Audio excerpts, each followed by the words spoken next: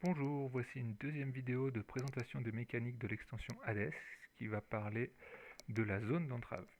Donc la zone d'entrave, chaque joueur en a une et elle va se situer ici, c'est-à-dire à droite de son plateau de jeu, à droite du nouveau plateau d'essence. En fait, c'est la zone en escalier qui va servir à mettre les cartes des spectres et des renégats qui vont venir vous entraver. Donc une carte va venir vous entraver de deux manières. Soit, soit parce qu'elle est sortie de la piste des enfers pendant la phase d'entretien. Donc ça avait été expliqué dans la vidéo précédente. Et dans ce cas-là, donc si une carte sort pendant la phase d'entretien, elle va rejoindre la zone d'entrave du joueur actif, donc celui qui vient de terminer son tour.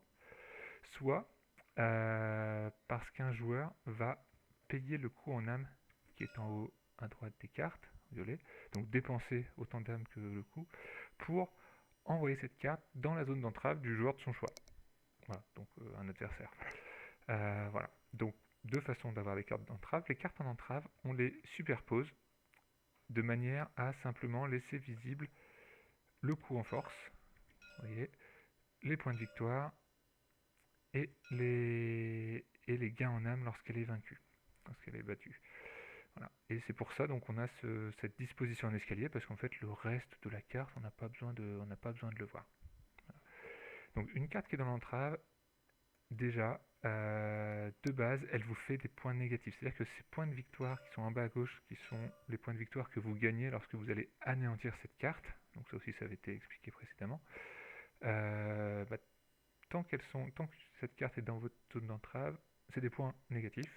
Donc il va falloir vous débarrasser des cartes de votre pile d'entrave pour récupérer ces points. De plus, la carte du dessus de la zone d'entrave, vu qu'elles sont superposées, c'est-à-dire celle qui est tout en haut, appliquera également son effet d'entrave. Donc l'effet d'entrave, toutes les cartes des enfers en ont un quasiment, c'est l'effet sur fond mauve, et donc c'est un effet négatif qui vous affecte tant que cette carte est au sommet de votre pile d'entrave. Donc en fait, toutes les cartes de votre zone d'entrave, on appelle ça la pile d'entrave, et la carte du dessus applique son effet. Sachant que les cartes ne sont pas ordonnées dans votre pile d'entrave dans l'ordre dans lequel elles arrivent, mais en fonction de leur grade, de leur rang, et ce rang est indiqué par le nombre de losanges ici, en haut au-dessus du texte. Donc là par exemple, Aphrodite des poissons, il a un rang de 4, alors que Stand du scarabée mortel, il a un rang de 1. C'est-à-dire que même si j'avais déjà Aphrodite dans ma pile d'entrave, si Stand du scarabée mortel rejoint une pile d'entrave, il ira en dessous, je le placerai en dessous d'Aphrodite, et ce sera toujours l'effet d'Aphrodite, l'effet d'entrave d'Aphrodite qui sera actif. Voilà. Donc comment on se débarrasse d'une carte dans notre pile d'entrave? Simplement en l'affrontant pour son coup en force. On ne peut plus payer son coup en âme, voilà, parce que le coup en âme permet de l'envoyer dans la pile d'entrave de quelqu'un, donc on ne peut pas le renvoyer à quelqu'un d'autre, on peut simplement le vaincre pour son coup en force, et quand il est vaincu pour son coup en force, il ne va pas aller dans notre néant, donc on ne va pas récupérer la carte pour avoir les points de victoire à la fin, la carte va simplement retourner sous le Styx. Donc le Styx, pour rappel, c'est la pioche des enfers. Voilà. Donc on va le remettre sous la pioche, sachant que du coup vous vous débarrassez des points de victoire négatifs que vous apportez dans la pile d'entrave, donc ça fait le même différentiel de points que si elle était dans les enfers et que vous l'aviez vaincu.